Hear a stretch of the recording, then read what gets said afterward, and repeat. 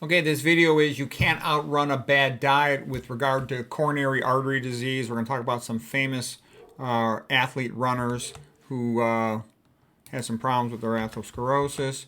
Okay, the first guy this is Jim Fixx. And Jim Fixx was real famous back in the 1970s, early 1980s.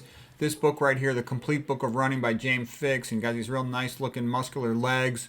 It was on the cover of, it was on the table in my living room, and everybody was talking about it. My father started jogging at this time, and here's Jim Fixx. He's a real bright guy. He was a member of Mensa, but he had an attitude that because he was a runner, he could eat whatever he wanted, and he ate a junk food diet. And so he died of a heart attack, myocardial infarction, while jogging when he was about 52 years of age. And that was a pretty famous event.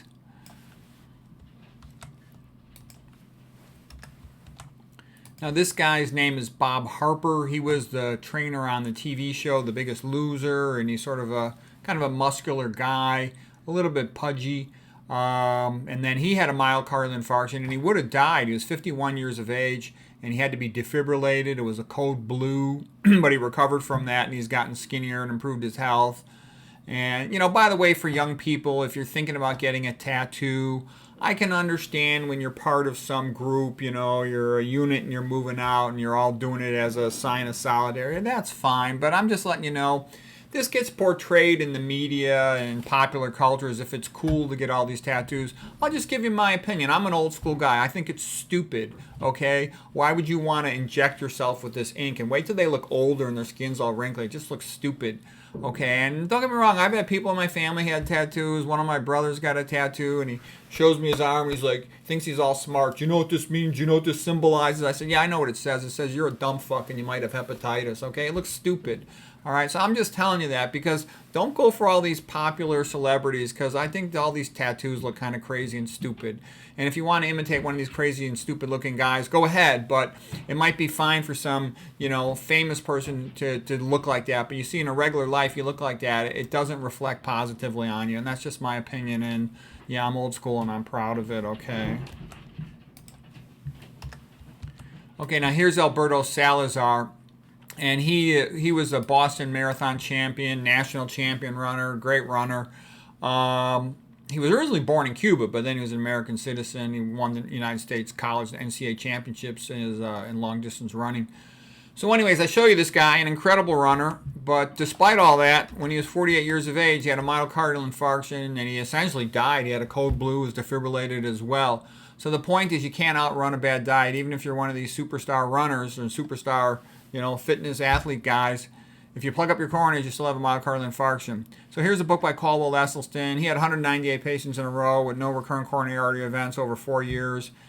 And, I spent some time talking to Dr. Esselstyn. I went to his one-day course, and I talked to him quite a bit. And basically, he doesn't even put his patients on an exercise program. He says they only have so much willpower, and all they have to do is follow the diet. They don't have any coronary artery disease problems. So he doesn't want to overwhelm them with things. So that's all it takes is just eating the diet. And I mention that because also there's some pretty famous cardiologists who say, oh, it's, because of the bacteria in the plaque. I don't think so. Esselstyn didn't give his patients any antibiotics to treat the so-called bacteria. I think the bacteria in the blood are like saprophytes in the sense that they, what do you grow bacteria on? A blood agar plate. And what is atherosclerosis? It's a blood clot. So when they see a blood clot on the side of the wall of the vessel, there are some bacteria dormant floating around in the blood.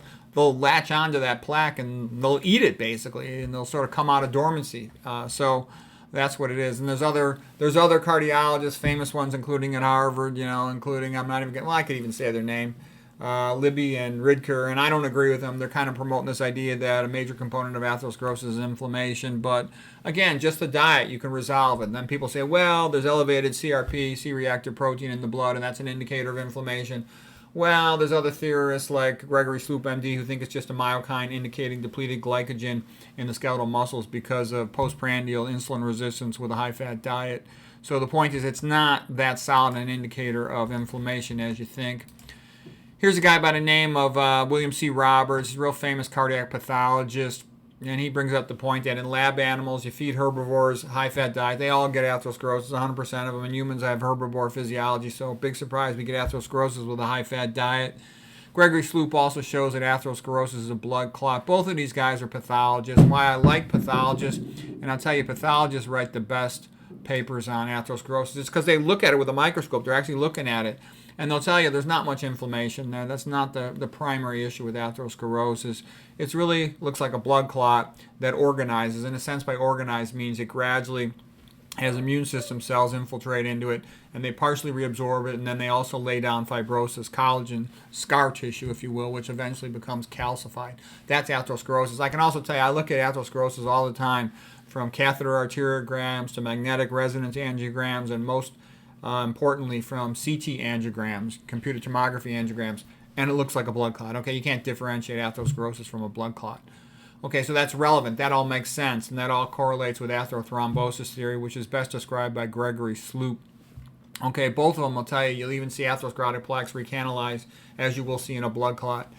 You'll see that it has a laminated pattern of like a tree rings on a tree stump of the plaque being laid down, then reabsorbed, laid down, reabsorbed. So it all fits for atherothrombosis, and the recanalization component as well is like a recanalized clot, recanalized thrombus. So anyways, that all fits, and the diet's able to resolve it. And not only is the diet able to resolve it in the work of Eston, it's been shown in the work of Dr. Ornish, in the work of William Kempner, in the Armstrong studies on monkeys by the correlative epidemiology. You don't get any atherosclerosis in populations that eat a low-fat diet. You don't get atherosclerosis in populations that avoid meat and oils.